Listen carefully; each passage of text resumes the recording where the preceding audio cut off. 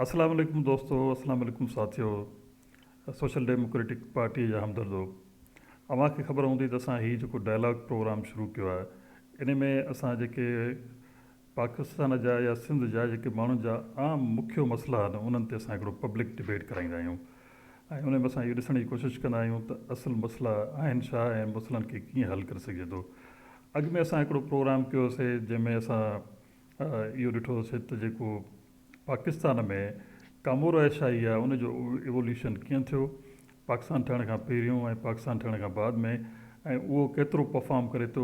उन ते जेको असांजो महिमान हुयो साईं जुमन जामड़ो साहिबु, उन तमामु घणो हिकिड़ो मुफ़सिल मुतदिल क़िस्म जो डिस्कशन कयो जेको दोस्तनि तमामु घणो मक़बूल बि कयो। हाणे उन साॻिए सिलसिले में हीउ ॿियो जेको आहे सो असां प्रोग्राम करे रहिया आहियूं। हिन वक़्तु असां जेको डिस्कस कंदासीं मौज़ू उहो हूंदो डिस्ट्रिक्ट एडमिनिस्ट्रेशन माना ज़िले इंतिज़ामिया। जीअं अव्हांखे ख़बर आहे त मुल्क में टे टीयर आहिनि हुकूमतुनि जा निज़ाम जा, जंहिंमें हिकिड़ो फेडरल गवर्नमेंट आहे, ॿियो प्रोविंशियल गवर्नमेंट आहे, टियों डिस्ट्रिक्ट गवर्नमेंट आहे।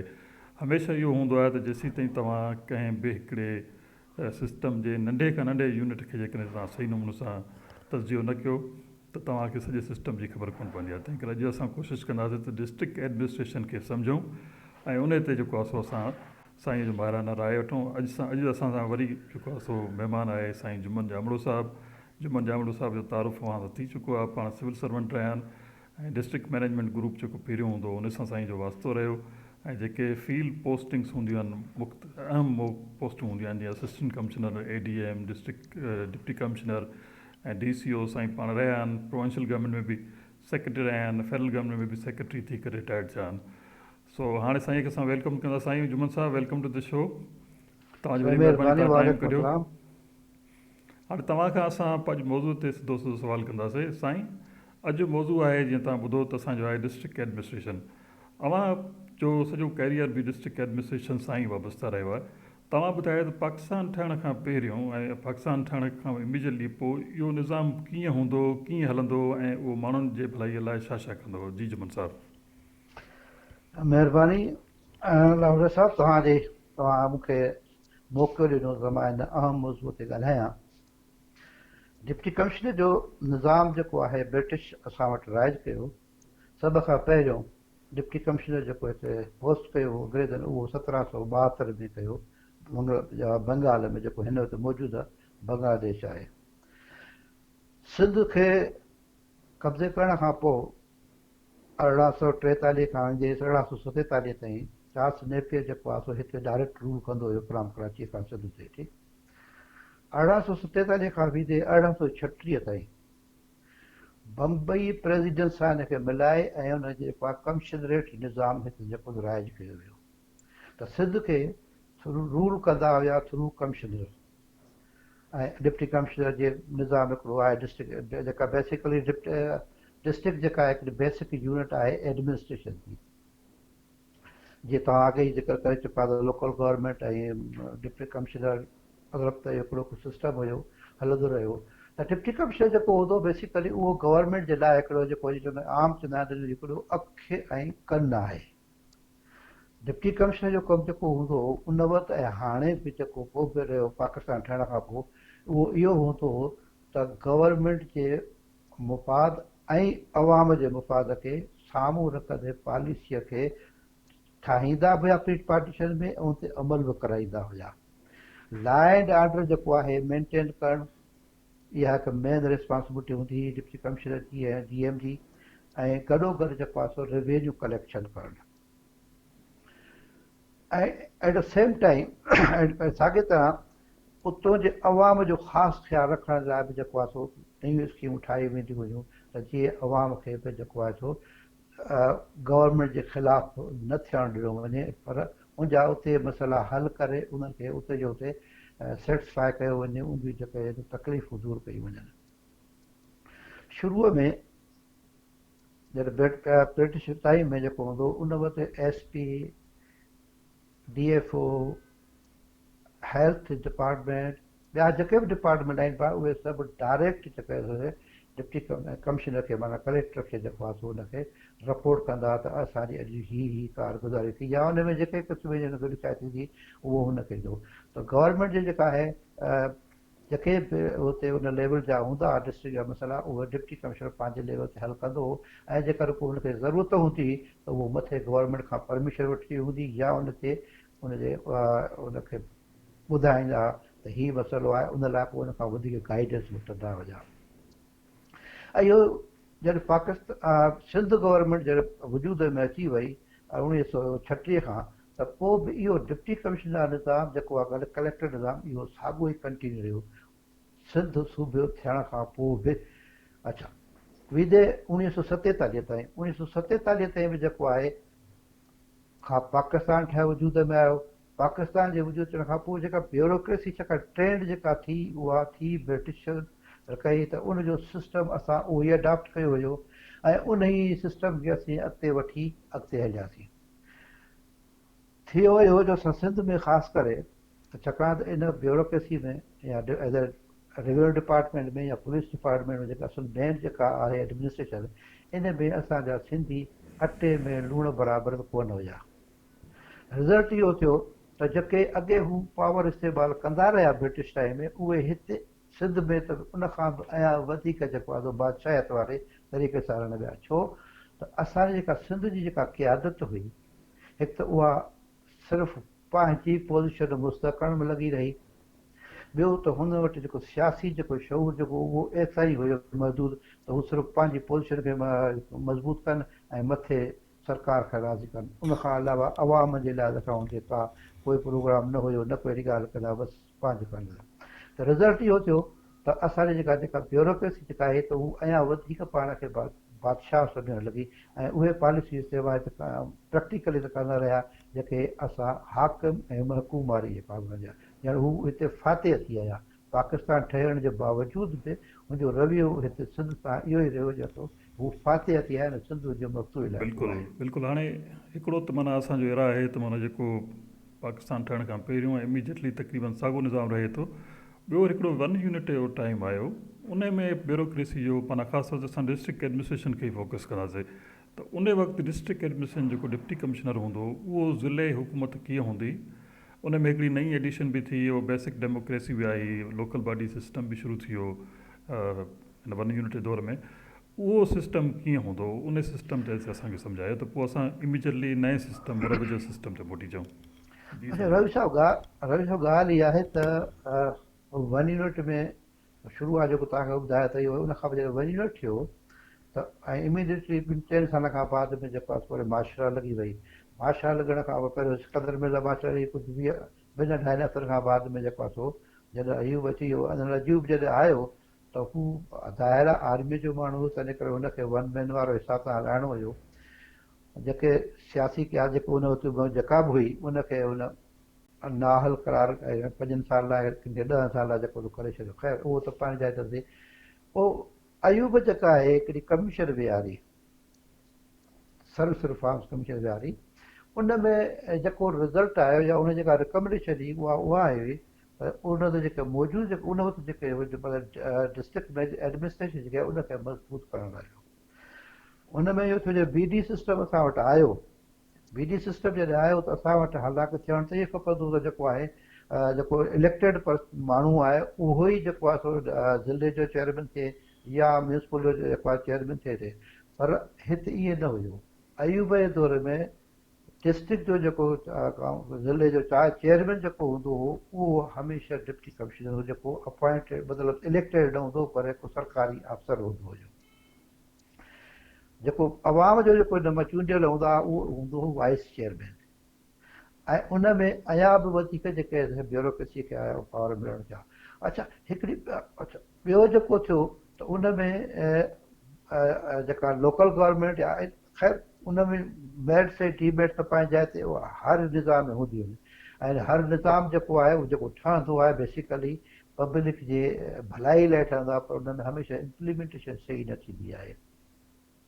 जीअं त उहो जो भई बेसिक माना आहे बुनियादी जमहूरियत। हाणे बुनियादी जमहूरियत जो मतिलबु इहो त हाणे नओं निज़ाम पिया तंहिंजे करे शायदि उन्हनि इहो सोचियो वियो त डिप्टी कमिश्नर छाकाणि त मज़बूत डिपार्टमेंट आहे अफ़सर उते वेठो आहे डिस्ट्रिक्ट में त उनजे करे इहो निज़ाम जेको आहे सो अॻिते परवान चढ़ंदो पर उहो ईअं थी न सघियो पर ब्यूरोक्रेसी वधीक स्ट्रांग थी वई ऐं उनखे अॻिते कोन चढ़णु ॾिनो। ऐं रिज़ल्ट इहो थियो जेको आहे सो वरी 1969 में वरी माशरा लॻी त पोइ वरी उन में जेको ब्यूरोक्रेसी आहे आर्मी जो वरी पाण में थी वियो। अच्छा, इहो त रहियो 1 यूनिट ताईं। हाणे 1 यूनिट खां पोइ जेको आहे जेको साण सां आयो त ख़ासि करे 1973 में जेके सर्विस हा, हाणे रिफॉर्म्स आया। उन मौज़ूअ ते अचूं था। सिर्फ़ु मूंखे तव्हां पहिरियों वारो जेको निज़ाम हुयो, ॿ जेके निज़ाम पाकिस्तान ठहण खां पोइ ऐं उन खां पोइ 1 यूनिट वारे दौर में, उन वक़्तु जेका ऑफिस ऑफ डिस्ट्रिक्ट कमिश्नर हूंदी हुई, मतिलबु DC जेका ऑफिस हूंदी हुई, उन वटि पावर कहिड़ा हूंदा हुआ, मतिलबु जेके तव्हां उनखे लिस्ट करे ॿुधायो त ही पावर हूंदा हुया, ऐं उन जे ज़रिए हू इंतिज़ाम बि ठीकु रखंदा हुया ऐं अमन अमान बि बाक़ाइदा रखंदा हुआ ऐं उतां जी तरक़ी बि कंदा हुया। उहो सिर्फ़ु पावर्स ते तव्हां कुझु थोरो रन डाउन ॾियो त पोइ असां 70 वारे फॉर्म्स ते हा, अचूं। राजा साहब, पावर जा जेके डिप्टी कमिश्नर खे ऐं डिस्ट्रिक्ट मजिस्ट्रेट खे जेके पावर आहे, कुझु क्रिमिनल प्रोसीजर कोड तहत हूंदा, कुझु पुलिस एक्ट जे हेठि हूंदा हुया, ऐं ॿिया जेके मुख़्तलिफ़ एक्ट्स, चाहे उहे इरीगेशन एक्ट हो, फूड एक्ट हो, फॉरेस्ट एक्ट हो, इहे जेके बि असां तक़रीबन 100 जे क़रीब एक्ट मुख़्तलिफ़ डिपार्टमेंट जा जेके हूंदा हुआ, उन सभिनी एक्ट्स में जेको आहे डिप्टी कमिश्नर जो को न को रोल हूंदो हुयो।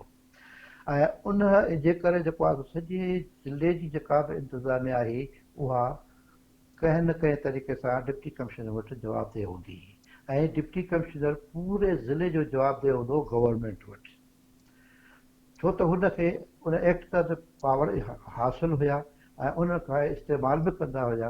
हाणे जीअं मां तव्हांखे ॿुधायां त हाणे फ़र्ज़ु कयो जेकॾहिं कंहिंखे as a deputy commissioner as a district magistrate खां शिकायत मिलंदी त फलाणे थाणे ते कंहिं ग़रीब माण्हूअ खे, बेक़सूर माण्हू खे ईअं ॿधो वियो आहे, रखियो वियो आहे, त उहे उन वक़्तु डिप्टी कमिश्नर खे DC खे पावर हूंदा त कंहिं वक़्तु बि कोई मतिलबु त उते छापो हणी या कंहिंखे बि पंहिंजे मजिस्ट्रेट खे मोकिले त वरी थाणे जी जेका थो इंस्पेक्शन करे ऐं उन में जेकॾहिं कहिड़ी वाक़ई अहिड़ी ॻाल्हि हूंदी त उनखे उते जो उते उनजो सज़ा कयो वेंदो। अहिड़े तरीक़े सां इरीगेशन आहे, फूड डिपार्टमेंट आहे, फॉरेस्ट आहे, जेके बि डिपार्टमेंट आहे, लोकल गवर्नमेंट आहे, उन में म्यूनिसिपल में का क़िस्म जी का हूंदी, का शिकायत मिलंदी त उहो बि नज़ारो थींदो हुयो। त उन में एक्ट मुख़्तलिफ़ हुया जेके में पावर डिप्टी कमिश्नर खे हूंदा हुया। बिल्कुलु ठीकु तव्हां आहे। हिकिड़े या ॿिनि हुन जे तव्हां मां ॻणे सघां मतिलबु त 100 जे न, क़रीब एक्ट हुया। मूंखे इहो सम्झायो हुया, मां असांजे ॿुधण खे सम्झायो त जेको पहिरियों निज़ाम हुयो 73 जे रिफॉर्म्स खां पहिरियों, 73 खां रिफॉर्म्स खां पोइ वरी उन में अवां बि पाण डिप्टी कमिश्नर रहिया आहियो। 73 खां पहिरियों जेको सिस्टम हुयो, निज़ाम हुयो, उहो वधीक इफेक्टिव हुयो ऐं माण्हुनि जे भलाईअ में हुयो, प्रो पीपुल हुयो, या उहो बि सिर्फ़ु सरकार खे जी ख़िदमत कंदो ऐं माण्हुनि सां रवैयो हुनजो ठीकु हूंदो हो? त इहो तव्हांजे अंदाज़े में शायदि उन वक़्तु उहो सिस्टम डिलीवर कंदो हो प्रॉपरली ऐं रिट ऑफ गवर्नमेंट एस्टेब्लिश कंदो हो, या उन में वीकनेसिस हुयूं जो उन जे करे ई रिफॉर्म थियो? जी साईं। न, तव्हां 1973 जी ॻाल्हि था कयो न, उन रिफॉर्म्स खां जी? पहिरियों जी ॻाल्हि था कयूं, अञा 73 खे शुरू कोन थिया आहियूं। 1973 जेके सर्विस रिफॉर्म्स थिया न, इन बेसिक 1973 खां पहिरियों जी ॻाल्हि थो कयां, माना पहिरियों माना कीअं हूंदो हो, माना उन वक़्तु तव्हां जेको इहो निज़ाम हूंदो हो कंहिं न, मुंहिंजो सुवालु जेको आहे सो 73 खां पहिरियों जो आहे। जी साईं।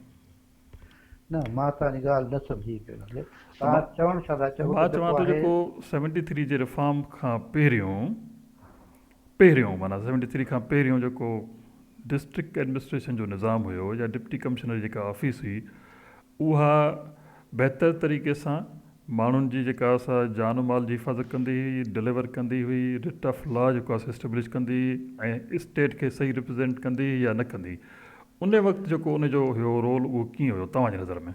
अच्छा, रवि साहब, तव्हांखे शायदि इहो मां तव्हांखे क्लियरिफाए कयां त 1973 जेके सर्विस रिफॉर्म्स हुआ उहे इहे के डिस्ट्रिक्ट जे एडमिनिस्ट्रेशन जे लाइ कोन हुया, ठीकु।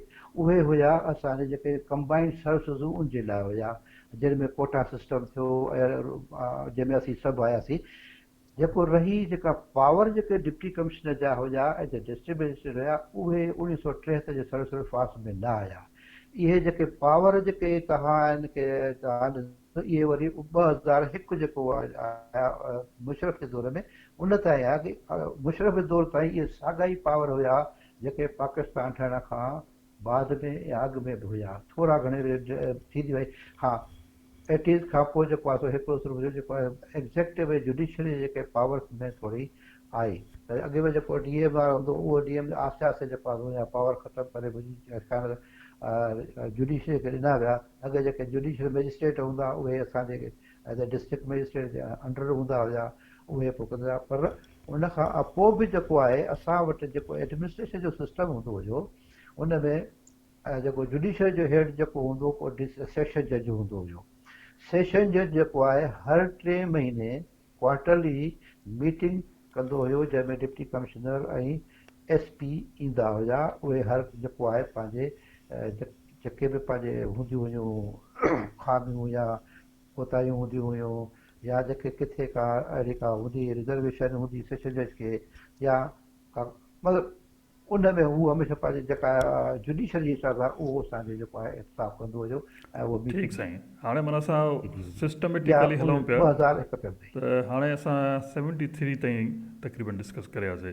हाणे 73 में जेके सिविल सर्विसिस रिफॉर्म आया उन खां पोइ जेको आहे सो तव्हांजी नज़र में डिप्टी कमिश्नर जी ऑफिस वधीक मज़बूत थी या उनजे पावर्स में रोयन आई? हाणे इन खे इन तरीक़े सां अॻिते वठायूं। न, पावर्स में कंहिं क़िस्म जी का एरोयन कोन थी, पावर एज सच रहिया। ठीकु, रिफॉर्म्स जो जेको हुयो सो सिर्फ़ु मुख़्तलिफ़ जेके सर्विसिस खे जेको आहे सो रिफॉर्म्स न विया। अॻे उन खां अॻु में तव्हांखे ख़बर आहे त 1973 खां अॻु जे सुफ़ियो अॻु में असां जेको कैडरेट हूंदा, CSP हूंदो, PSQA जेके हूंदा, उनजा अलॻि एग्ज़ाम थींदा, उनजी अलॻि जेको आहे अकेडमी हूंदी। जेको 1973 साल में सभिनी ऑक्यूपेशनल ग्रुप खे कॾहिं एडमिनिस्ट्रेटिव अकेडमी में जेको आहे वाल्टर ते गॾु करे वियो, जेको अॻु में न हूंदो हो। सिर्फ़ु इहो ई फ़र्क़ु थियो, भाई ॿियो कोन। जहां रही एडमिनिस्ट्रेशन जी ॻाल्हि आहे त उन में कंहिं क़िस्म जी का ॻाल्हि कान्हे। बाक़ी हा इहो अलबत्ता आहे त उन खां पोइ आस्ते आस्ते जेको आहे न पॉलिटिकल जेको आहे इन्फ्लुएंस वधंदो वियो। ठीकु, हाणे पॉलिटिकल इन्फ्लुएंस जो उन रिफॉर्म सां कोई वास्तो कोन्हे को। उहो हिकिड़ो वे ऑफ गवर्नमेंट जो हिकिड़ो तरीक़ेकार आहे जंहिंजे करे तव्हां उनजो असरदार थियणु, उहा बि ॻाल्हि आहे। सर्विस रिफॉर्म जो अञा कोई वास्तो कोन्हे। बिल्कुलु साईं। पोइ वरी असां लीप था कयूं हाणे 2001 ते, जॾहिं मुशरफ जो दौरु हुयो, जॾहिं हुन बिल्कुलु ई डिप्टी कमिश्नर ऑफिस डिवॉल्व करे DCO जो जेको आहे सो नओं शुबो पैदा कयो। उन वक़्तु ई डिप्टी कमिश्नर जी या डिस्ट्रिक्ट एडमिनिस्ट्रेशन जी जेका वर्किंग हुई ऑफिस, उहा कीअं इवॉल्व थी, उन में कहिड़ियूं शयूं ॾिनियूं वयूं, कहिड़ियूं शयूं उन खां वापसि वरितियूं वयूं? जी जुमन साहब। अच्छा, हाणे ॻाल्हि इहा आहे त जेको 2001 में जेको मुशरफ साहिबु जेको पंहिंजो आंदो डिवॉल्व ऑफ द जेको जंहिंखे नालो रखियो त इंतकाल पावर जो जेको ॾिनो, मतिलबु त डिवाइड कयूं हुनखे पावर्स खे ॾिनो, जंहिंमें कमिश्नर ऐं डिप्टी कमिश्नर जी पोस्ट खे ख़तमु कयूं ऐं उन जाइ ते डिस्ट्रिक्ट कोऑर्डिनेटर ऑफिसर जेको मुक़ररु कयूं। ऐं डिस्ट्रिक्ट कोऑर्डिनेटर जेको हुयो उहो 20 ग्रेड जो रखियो ऑफिसर। पोइ उन में जेके हाणे हिते एसि ताईं अॻु में जेको आहे deputy commissioner as a deputy, उन खां अॻु में हूंदो लॉ एंड ऑर्डर जो इंचार्ज हूंदो। हिते पावर जेके GCO जो थिया ऐं मुशरफ जे एग्ज़ाम में उन में इहो छा थियो त लॉ एंड ऑर्डर जी जेका रिस्पॉन्सिबिलिटी उहो DCO जी ख़तमु थी वई, उहा या वई पुलिस ॾे। ऐं पुलिस ऐं पोइ नाज़िम जेके हूंदा पाण में उनजो हूंदो। लेकिन उन में वरी जेको मुश्किल इहा आहे थी नाज़िम खे इहे पावर त हुया त 144 लॻाए, लेकिन हुनजी जेका को भंज करे या जेको ख़िलाफ़ वर्ज़ी करे त उन लाइ हुनखे पावर कोन आहे, त पोइ वरी केस वरी जज साहिब ॾे वेंदो जेको हुनखे कुझु हूंदो। इहे ॾुखियाई हुजनि।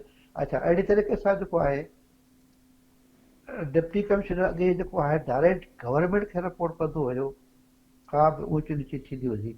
हाणे जॾहिं DCO जॾहिं कयो त उहो डायरेक्ट रिपोर्ट कंदो हो डिस्ट्रिक्ट नाज़िम खे या सिटी नाज़िम जेको बि हूंदो हुन में। त हाणे उन में जेको अपर हैंड जेको नंबर 1 जेको थी वियो उनजी पोजीशन थी वई। ऐं जेको डिस्ट्रिक्ट जो नाज़िम हूंदो हो नॉर्मली उहो ज़ाहिर आहे पॉलिटिकल कंहिं फैमिली सां ऐं वॾी कंहिं घराणे वॾे जागीरदार या कंहिं सरदार जो पुटु हूंदो उहो ई थींदो हो, जंहिंजो पॉलिटिकल असरु हूंदो हो। त उहे हिकु क़िस्म जा। हाणे उन में जेको आहे घणा पावर जेके अची विया उन में तव्हांखे अला भलो करे फाइनेंशियल पावर बि तमामु घणा डेलीगेट थिया ऐं डेवलपमेंट जे लाइ बि जेको डायरेक्ट जेके फंड्स जेके डिस्ट्रिक्ट खे ॾिना विया ऐं उते ई जेको हुते EDO जेके हूंदा चाहे हेल्थ जो आहे, चाहे बिल्डिंग्स जो आहे, चाहे रोड्स जो आहे, चाहे स्कूल्स जो आहे, इहे जेके बि सभु हुया इहे सभु डायरेक्ट जेके अंडर अची विया DCO ऐं नाज़िम वटि। त उन पोइ नाज़िम उनखे जेको बि हुयो डिस्ट्रिक्ट में, त हुन पंहिंजे हिसाब सां हलाइण लाइ उनखे ख़र्चनि खे बि या फंड्स खे बि इस्तेमालु करणु थियो। पोइ उहो उन में असांजे निज़ाम जेका गड़बड़ी ऐं जेको जहां जेसिताईं तव्हांजी ज़िले जी जेका आहे ज़िमेदारी जेका हूंदी, जेका DCA जी आहे थी, उहा इलाही घटिजी वई। ऐं उन में इहो थियो त सिर्फ़ु हू रेवेन्यू ते रहियो ऐं प्लस जॾहिं इहो रिवेन्यू वारो बि कमु जेको आहे सो पोइ आहिस्ते आहिस्ते हुनजो अञा ते रिस्पॉन्सिबिलिटी में को ख़तमु न थियूं, लेकिन हुनजो जेको वरी मुतवजो जेको थींदो वियो उहो डेवलपमेंट साइड थींदो वियो। छाकाणि त तव्हां जेको अॼुकल्ह ॿुधो था छा पियो थिए सिंध में ऐं माण्हुनि खे कुझु पवंदो चवां त छा नथो थिए। तंहिंजे करे हू हाणे असां वटि जेको आहे डिप्टी कमिश्नर खे प्रोजेक्ट आहे, उनखां निज़ाम खां पोइ इहो आहे मुशरफ खां पोइ वरी 2008 खां पोइ वरी जेको हिन निज़ाम में तब्दीली हाणे DCO ख़तमु करे आहिस्ते आहिस्ते करे हाणे डिप्टी कमिश्नर पोस्ट थिया अथनि, नाज़िम न आहिनि। लेकिन डिप्टी कमिश्नर खे वधीक जेको आहे करप्ट कयो वियो आहे हाणे, जेको इन करे छो त हुनजो डिप्टी कमिश्नर जेका पंहिंजी रिस्पॉन्सिबिलिटी आहे उनखां हटी हुनखे कयो हाणे डेवलपमेंट जो हिकिड़े क़िस्म जो आहे डायरेक्टर आहे, प्रोजेक्ट डायरेक्टर आहे फॉर डिस्ट्रिक्ट। हा, हाणे इन त तव्हां हाणे मौजूदा निज़ाम ते था अचो त मौजूदा निज़ाम जेको 2008 खां पोइ रिवाइव थियो, वरी डिप्टी कमिश्नर जी ऑफिस जेका आहे रिवाइव थी। हाणे वारो डिप्टी कमिश्नर ऐं उहो 70s ऐं 80s वारो डिप्टी कमिश्नर उन में कहिड़ो फ़र्क़ु रहियो आहे? हाणे वारे डिप्टी कमिश्नर ऐं जेको अॻु में इन खां अॻु में जेको डिप्टी कमिश्नर उन में ॾींहं राति जो फ़र्क़ु आहे। अॻु में जेको डिप्टी कमिश्नर उहो लॉ एंड ऑर्डर जेको मेंटेन कंदियूं रिस्पॉन्सिबिलिटी, जेका हाणे डिप्टी कमिश्नर जी इहा रिस्पॉन्सिबिलिटी कान्हे। हाणे पुलिस जो मुंहुं पंहिंजो आहे ऐं DCA जो जेको आहे पंहिंजो आहे। हाणे इहो उमूमत आहे ॿुधां थो त DCA SP जी पाण में कोन, किथे किथे त इहे मां ठहंदो पाण में ॻाल्हाईंदा बि कोन आहिनि। ख़ैर उहो त पंहिंजी जाइ ते आहे, पर के बि इहे बि काफ़ी शिकायतूं अचनि पियूं जेको आहे कोन छा अॻे डिप्टी कमिश्नर खे असां DM खे पावर हूंदा त कंहिं बि थाणे जी जेका इंस्पेक्शन करे सघे थो या कंहिं क़िस्म जी का शिकायत ईंदी पब्लिक खां त हुनखे एंटरटेन कंदो, हिन खां शिकायत कंदी, पुछा ॻाछा कंदी। हाणे ईअं न आहे। हाणे डिप्टी कमिश्नर खे SP जी मर्ज़ी आहे, जेको प्रोटोकॉल न ॾिए त हुनखे कुझु करे कोन लीगल। छाकाणि अॻे कुझु ACR जो हिकिड़ो कोऑपरेशन जो हिकिड़ो कालम हूंदो हो जंहिंते DCA लिखंदो हुयो SP जी, हाणे उहा न आहे। तंहिंजे करे हाणे उहो जेको टोटल अॻे कुझु न कुझु हिकिड़ी बाइंडिंग हूंदी ऐं गॾो गॾु हुन में जेको आहे जॾहिं ख़ासि करे कंहिं क़िस्म जेको लॉ एंड ऑर्डर सिचुएशन थींदी त SDM ऐं SDPO ऐं मुख़्तियारकार SHO मतिलबु गॾिजी कमु कंदा हुया। हिकिड़ी पाण में जो राब्तो हूंदो हो, पाण में हुनजो हिकिड़ो यूनिटी हूंदी ऐं उनखे हू गॾिजी हल कंदा हुया। पर हाणे जेको आहे ॿई मतिलबु डिप्टी कमिश्नर हाणे पंहिंजे मर्ज़ी सां कमु जेको वणे थो करे और SP पंहिंजे मर्ज़ी सां कमु करे। डिस्ट्रिक्ट में कंहिं क़िस्म जी का हुकुमरानी इन करे न आहे जो को पुछण वारो कोन्हे को ईंदा। हाणे ऐं असल डिप्टी जेका हूंदी आहे न एनालिसिस उहा इहा हूंदी आहे त आवाम खे फ़ाइदो पियो न पियो, माना हीउ सिस्टम त इवॉल्व थी वियो। कंहिं दौर में पावरफुल डिस्ट्रिक्ट कमिश्नर हूंदो, मतिलबु DC हूंदो ऐं पावरफुल DM हूंदो। उन वक़्तु कुझु शयूं जेको आहे सो हलंदियूं हुयूं, माना घटि में घटि इहो महसूसु कयो वेंदो त का रिट ऑफ गवर्नमेंट आहे, को बाला ऑफिसर वेठो आहे जिते का शिकायत हूंदी माण्हू पहुची वेंदो। ऐं हाणे जेको सिस्टम आहे जंहिंमें पावर्स बिल्कुलु डाइल्यूट थी विया आहिनि, आहिनि बि कोन, जेकॾहिं आहिनि त उहे एक्सरसाइज़ कोन था कनि, कंप्रोमाइज़ थी विया आहिनि। त इन सां आवाम खे नेट फ़ाइदो छा पियो? इन सिस्टम जेके इवॉल्व थियण खां पोइ हिन वक़्तु जिथे पहुतो आहे सिस्टम, इन सां एंड बेनिफिशरी जेको आवाम आहे उनखे फ़ाइदो पियो आहे न पियो आहे, या सिर्फ़ु ही कामूरनि पाण खे जेको आहे सो पंहिंजा पेट भरिया आहिनि, या सियासतदाननि जेको उनखे इस्तेमालु करे पंहिंजा पेट भरिया आहिनि? अवां जी असेसमेंट कीअं थी ठहे साईं? जी साईं जुमन साहब। सही ॻाल्हि आहे त हाणे अवाम खे कंहिं जेको जंहिं तरीक़े सां उहो निज़ाम खे ठाहियो वियो हुयो त उन में त उहा सची सोच हुई त जेको त उन अवाम में को फ़ाइदो पियो, लेकिन अवाम में कंहिं क़िस्म जो कोई फ़ाइदो कोन पहुतो। उन मां जेको आहे अक़रबा वरी वधी आहे ऐं करप्शन जेका आहे तमामु इंतहा ते चढ़ी वई आहे। हाणे ॻाल्हि इहा आहे त जेसि ताईं तव्हां डिस्ट्रिक्ट खे या कंहिं ॿिए ऑफिसर खे तव्हां नथा हिकिड़ी रिस्पॉन्सिबिलिटी ॾियो ऐं उनखे रिस्पॉन्सिबिलिटी जेके तव्हां ॾियो था ऐं उनखे उनखे पंहिंजे जेके आहिनि उन जेके इख़्तियार आहिनि उनखे तव्हां इस्तेमालु नथा करणु ॾियो त ज़ाहिर आहे त कमु जेको आहे सो अवाम खे त को रिलीफ न मिलंदो, अवाम खे कंहिं क़िस्म जो फ़ाइदो न पहुचंदो। हिन ते बि इहा ई थिए पियो। हाणे मां तव्हां हिकिड़े फ़र्ज़ु कयो, जेकर फ़र्ज़ु कयो कि डिप्टी कमिश्नर आहे या एस पी आहे, हू एस पी जेको आहे न कंहिं एस एच ओ खे पंहिंजे कंहिं मुल्ज़ सां थाणे ते पोस्ट करे सघंदो या ट्रांसफर करे सघे थो। अहिड़ी तरीक़े सां रेवेन्यू में तपेदार आहे, डिप्टी कमिश्नर उहो न कंहिं तपेदार खे पंहिंजे मुल्ज़ सां कंहिं पोस्ट करे सघे थो या ट्रांसफर थो करे सघे। हालांकि इहे तपेदार जी अपॉइंटमेंट बि जेका आहे अथॉरिटी आहे डिप्टी कमिश्नर जी आहे। पुलिस जे सिपाही जी जेका अपॉइंटमेंट जी अथॉरिटी आहे उहा सिपाही जी जेका आहे उहा एस पीअ खे आहे।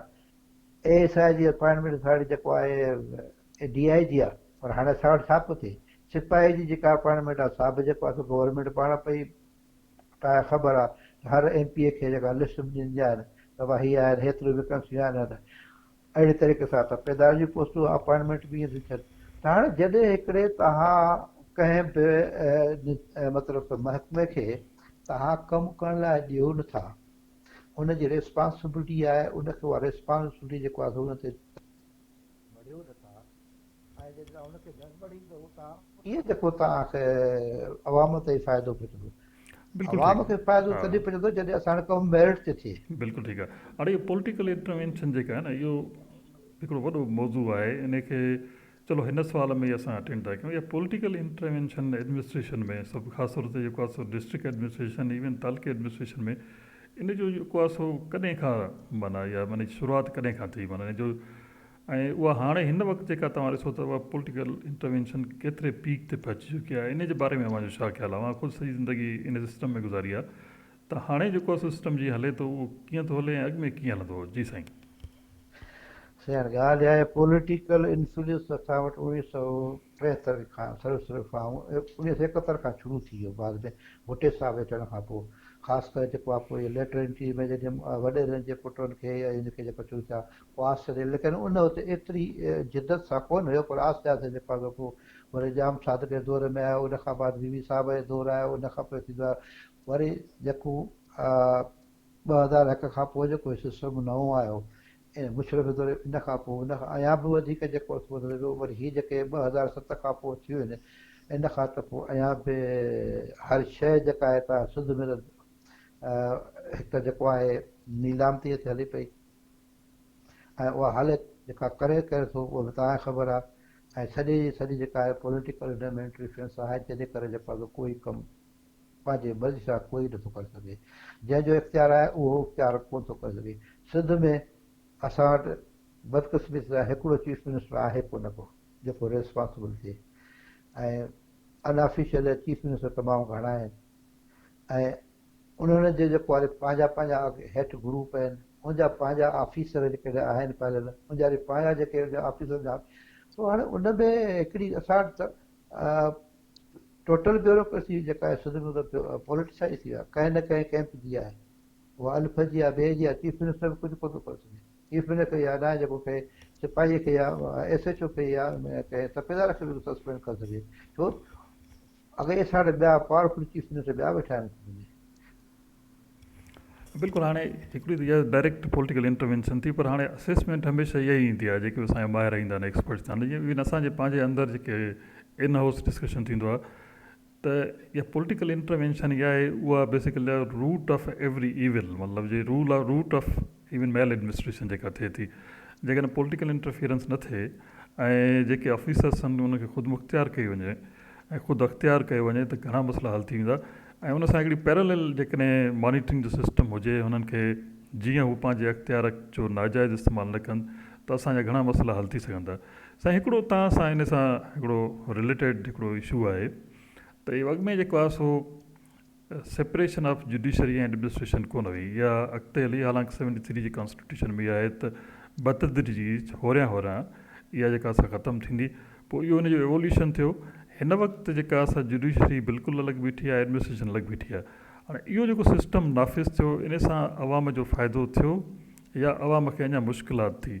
छो त हिकिड़े पासे अॻे हिकिड़े ई ऑफिसर वटि जेकॾहिं डिस्ट्रिक्ट एडमिनिस्ट्रेशन में डी एम हूंदो उन वटि घणा पावर हूंदा हुआ, पोइ उहो एक्सेसिबल हूंदो या न हूंदो, पर हाणे जेको जुडिशल सिस्टम असां वटि आहे उहो एतिरो कम्बरसम थी वियो आहे जो आम माण्हू जेकॾहिं जुडिशल इशू खणी थो वञे त उनखे साल लॻी था वञनि। इन ते तव्हांजो छा ख़्यालु आहे? मां पाण उन वक़्तु जॾहिं DM हूंदा हुआ तव्हां वटि बि कुझु पावर्स हूंदा हुया, त इन्हनि शयुनि खे तव्हां कीअं था ॾिसो, त माना इहो सुठो अमल थियो या न थियो? से हाणे ॻाल्हि आहे जेको निज़ाम या जेको बि हिकिड़ी पॉलिसी ठहंदी आहे उहा त हमेशह कंहिं सुठे ते लाइ कम लाइ ठहंदी आहे, पर असुलु मसइलो हूंदो आहे हिनखे इम्प्लीमेंटेशन जो। पर हाणे इम्प्लीमेंटेशन जो असां वटि मसइलो हाणे छा आहे त भुटे साहिबु जेको हिकिड़ो कमु करे हो, अॻे जेके CSP जेके हाणे DMG थिया या हाणे एडमिनिस्ट्रेटर, त इनजी हिकिड़ी हूंदी ऑप्शन हूंदो आफ्टर 9 years या सर्विस खां पोइ हू पंहिंजो वेंदा हुया जुडिशरी में। ठीकु, हाणे तव्हां जेके पाकिस्तान में घणे करे तव्हां जेके चीफ जस्टिस रहिया, जेके MR कियानी रहियो या कॉल्स रहियो, इहे सभु इहे ICS आहे, CSP हुया। ठीकु आहे, भुटे साहिबु जेको आहे उन खां पोइ इहो हिकिड़ो न, हाणे अॼु खां पोइ CSP कोई अफ़सर जेको आहे जुडिशरी में कोन वेंदो, ऐं रिज़ल्ट इहो थियो त हाणे असां वटि जुडिशरी लाइ हिकिड़ो ई कमु रहियो एवेन्यू वेन्यू, उहो रहियो वकील।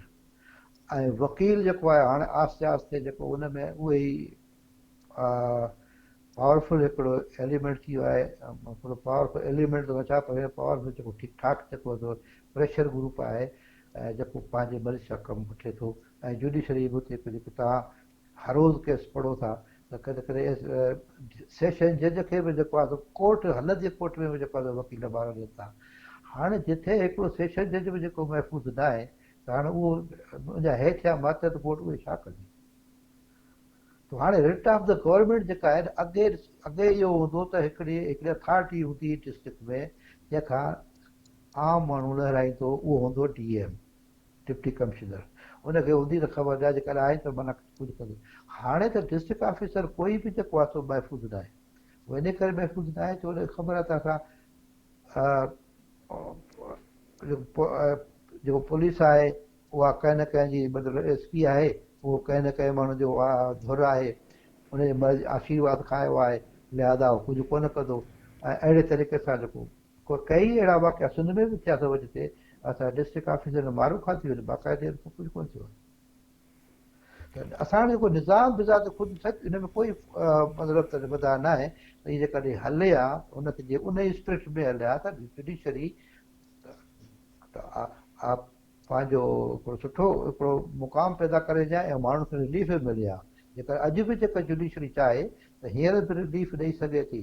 जेको न पोइ तव्हांखे जेको सुओ मोटो थिया छाजे करे थिया, इन करे थींदा हुया जो माण्हुनि सां ज़्यादती थींदी त पोइ हुन में उहे हाणे बि पावर जेके आहिनि सेशन त आहिनि पर उहो एक्साइड नथो करे। छो नथो करे? उहा उन लाइ कुझु मां चई नथो सघां छाकाणि त इहो जुडिशरी जो मसइलो आहे। न, इहो मौज़ू ॾुखियो आहे, उन ते माण्हू एतिरो घणो क्लियर थी करे कोन थो ॻाल्हाए सघे। साईं हाणे हिकिड़ो ॿियो ऑब्ज़र्वेशन आहे, ऑब्ज़र्वेशन त छा आहे पर इहा हाणे ॻाल्हि तक़रीबन सभिनी खे ख़बर आहे त जेके चंद जेके करप्ट तरीन जेके महकमा आहिनि उन्हनि में रेवेन्यू जो जेको डिपार्टमेंट आहे सूबनि जो उहो बि आहे, यानी उते त को जाइज़ कम बि सवाइ पैसे ॾियण जे कोन थींदो आहे। सो इहो तव्हां कीअं था सम्झो त इहो जेको इंस्टीट्यूशनली करप्ट जेके आहिनि उहो वाक़ई तव्हां एक्सेप्ट कयो था त वाक़ई इहो रेवेन्यू डिपार्टमेंट करप्ट आहे? ऐं जेकॾहिं करप्ट आहे यानी उन में हर जेको उन में अमलदार आहे हेठां खां मथे ताईं उहो इन में शइ में इन्वॉल्व थी थो वञे, हिकु त इहा ॻाल्हि ॾिसणी आहे। ॿियो इन में इहो ऑफिसरनि जो ई जेको आहे सो माना कसूर आहे या बेसिकली इहे सियासतदान मिली करे गॾिजी करे सॼे सिस्टम खे एक्सप्लॉइट करे खाइनि पीअनि था? इन जे बारे में तव्हांजो हिकिड़ो न्यूट्रल ओपिनियन छा आहे? Despite the fact U remained part of that system for long time, पर हाणे जेको आहे तव्हां इनसाइडर बि आहियो आउटसाइडर बि, तव्हांजो रायो छा आहे हिन बारे में? जी साईं। रवि साहब, ॻाल्हि इहा आहे त जेका करप्शन जेका आहे उहा हिकु नासूर थी वई आहे पूरे सिंध में। सिर्फ़ु रेवेन्यू में न, पुलिस में न, जंहिं बि डिपार्टमेंट तव्हां नालो खणो, चाहे उहो हेल्थ आहे, चाहे एजुकेशन आहे, चाहे फॉरेस्ट आहे, चाहे जेको बि डिपार्टमेंट सिंध में आहे उहो सभु जो सभु जेको आहे पैसे ते पियो आहे ऐं करप्शन में पियो आहे। चाहे लोकल गवर्नमेंट आहे सभु करप्शन लॻी पई आहे। हाणे तव्हां असांजी तबाही जो कारण जेको आहे मयारी तालीम जो न हुजणु आहे। ठीकु, हाणे मयारी तालीम जो न हुजण जेको आहे उन में रीज़न इहो ई आहे त असां वटि तव्हां जेके बोर्ड जेके आहिनि सेकेंडरी बोर्ड जा जेके चेयरमैन थियंदा उहा तव्हांखे सभिनी खे ख़बर आहे कीअं अचनि।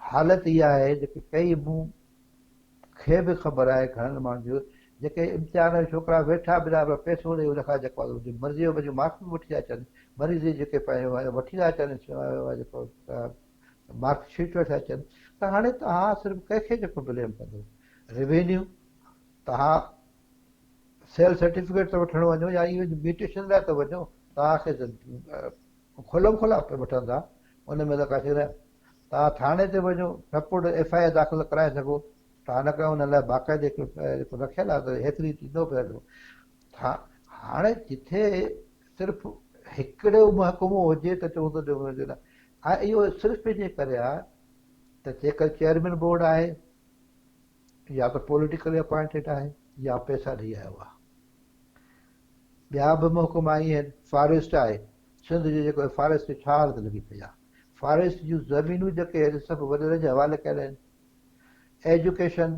तव्हांखे सॼी ख़बर आहे हेल्थ जो छा असरु आहे दवाऊं तक जेके आहिनि उहे काॾे थी वञनि उहे जेके लोकल परचेज जे बहाने में अलाए छा छा पियो थिए त तॾहिं करे तव्हां इहो सिर्फ़ु एंड सिर्फ़ु ऑफिसर खे तव्हां भाई ॻाल्हि इहा आहे जेकर फ़र्ज़ु जो अल्फ़ या बे हिकिड़ो DO एजुकेशन थिए थो DO एजुकेशन खे हणाइण लाइ जेको आहे सो वञे थो कोई MPA जंहिंखां ठीकु ठाक वठे थो पैसा इहे मुफ़्त में कोन था थियनि त हाणे जेको पैसा DO ॾींदो किथां ॾींदो या मेडिकल सुपीरियन जेको लॻे थो उहो किथां पैसा ॾींदो त इहो असांजी जेसि ताईं असांजी सियासत जा जेका क़यादत आहे न उहा इन में पाण खे मज़बूत करे ऐं अवाम जो ख़्यालु करणु खपे उन्हनि खे जेसिताईं अवाम जो ख़्यालु तॾहिं थींदो जॾहिं हू मेरिट ते कमु कनि मेरिट ते ईंदा जेको ऑफिसर मेरिट ते ईंदो त उहो ईअं शुरू कोन थी हुजे हाणे अॼुकल्ह पिन पिण लॻी पई आहे पट पिण लॻी पई आहे मेरिट ते ईंदो उनखे ख़बर आहे त अकाउंटेबिलिटी बि आहे मेरिट जॾहिं ईंदो पाण में अकाउंटेबिलिटी आहे जज़ाए सज़ा जो हिसाबु किताबु आहे असांजी जज़ा सज़ा जो को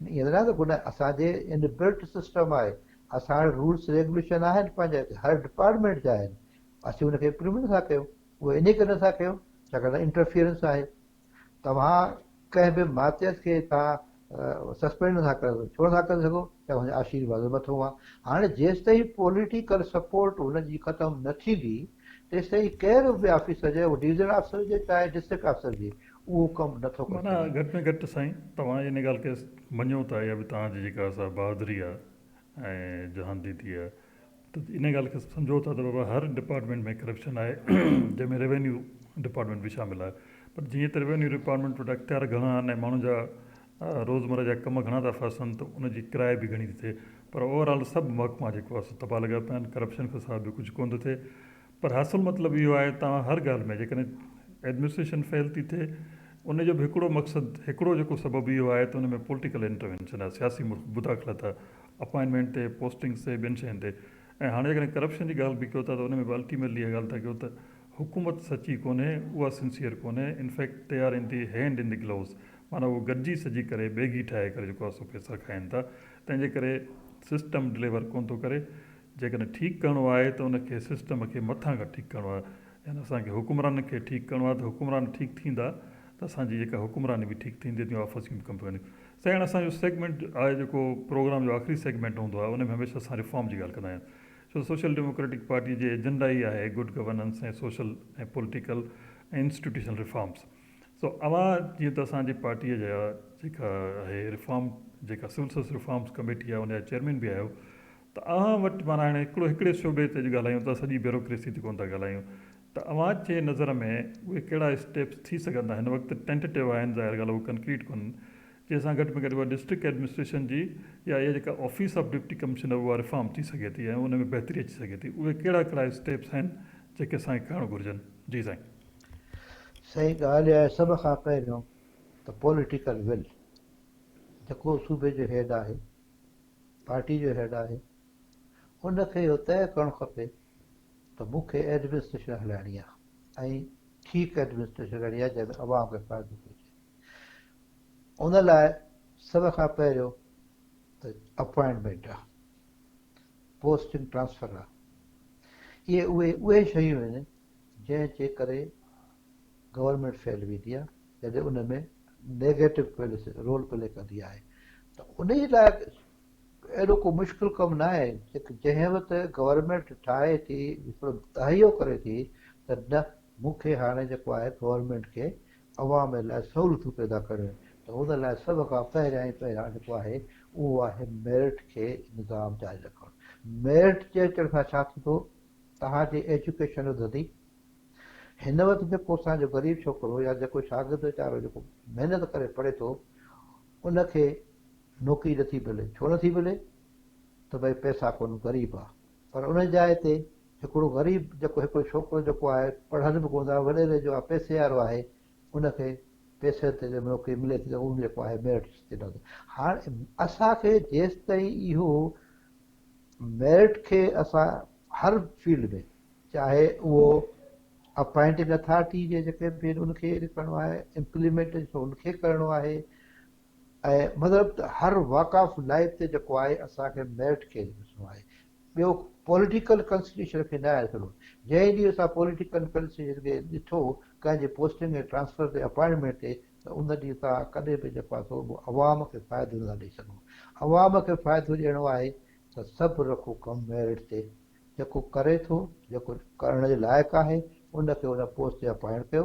जेको नथो डिलीवर करे उनखे सज़ा ॾियो, उनखे जज़ा ॾियणु खपंदी आहे।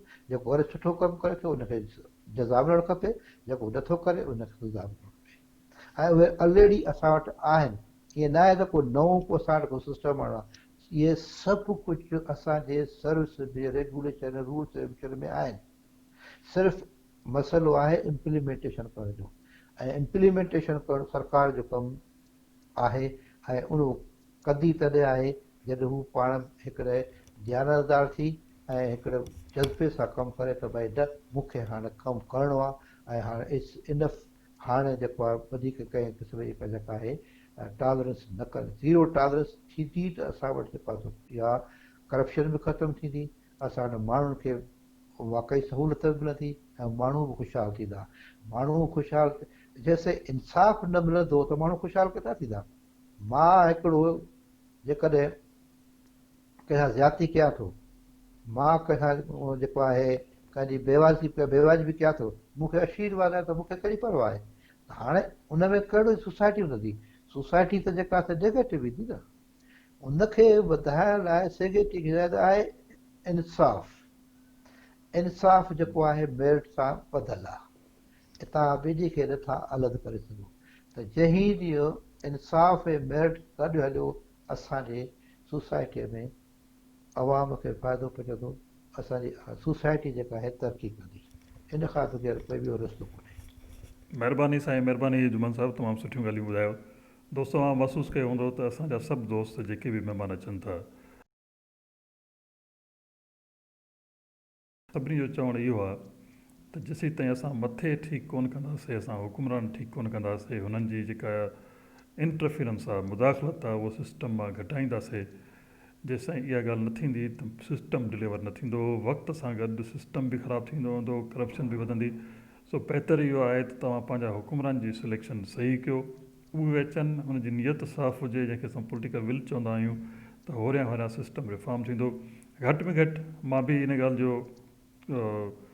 मां इन ॻाल्हि सां ताईद थो कयां, ऐं जुमन साहिब बि ज़रूरु ताईद कंदो, त असांजो जेको अंग्रेज़नि खां असां निज़ाम वरितोसीं उहो ॾाढो मुफ़सिल आहे, उहो ॾाढो डिटेल में आहे, ऐं उनखे होरियां होरियां असां रिफॉर्म बि कयो आहे। जेकॾहिं उहे जेके शयूं हिन वक़्तु मौजूदु बि आहिनि, उन्हनि खे जेकॾहिं असां सही नमूने सां इम्प्लीमेंट कयोसीं, ऐं मेरिट खे प्रमोट कयोसीं, इंसाफ़ खे प्रमोट कयोसीं, अकाउंटेबिलिटी सिस्टम खे ठीकु कयोसीं, त इहो सिस्टम बि डिलीवर कंदो, माण्हुनि में बि ख़ुशहाली ईंदी, ऐं समाज बि तरक़ी कंदो, ऐं इकनॉमिक तरक़ी बि थी सघे थी। सो इहो असांजो हिकिड़ो जहदे मुसलसिल आहे, जंहिं ते असां कारबंद आहियूं। इनशा असांजो इहो जिदोजहद सिलसिलो बि हलंदो रहंदो, ऐं अव्हां खे जेका इहा असां आगाही ॾेई रहिया आहियूं, इहो बि सिलसिलो हलंदो रहंदो। अव्हां हीउ प्रोग्राम ॾिठो, तव्हांजी वॾी महिरबानी। कोशिशि कयो असांखे इन जो फीडबैक बि मोकिलियो, त जीअं असां पंहिंजा प्रोग्राम या वधीक जेको आहे सही नमूने सां इम्प्रूव कयूं। इन सां गॾोगॾु असां पंहिंजे मौजूदु महिमान जी साईं जुमन जामड़ो साहिब जी वॾी महिरबानी था मञूं, जेको हमेशह जेको आहे सो असां सां गॾु हूंदो आहे। अॼु बि साईं असांखे तमामु घणे सुठे तमामु अहम मौज़ूअ ते इनलाइटन कयो, ऐं अॻिते बि उमेदु आहे त असांखे कंदो रहंदो। जुमा साहिबु तव्हांजी वॾी महिरबानी, लख थोरा। साईं का महिरबानी, अल्लाह ॻाल्हि रहिजी तव्हांखे वई ख़ुशि हुजे त रखे। उहा ज़रूरु ॿुधाइजो असांजे नाज़रीन खे। महिरबानी। अस्सलाम वालेकुम वरहमतुल्लाह। अस्सलाम वालेकुम साईं, ख़ुदा हाफ़िज़।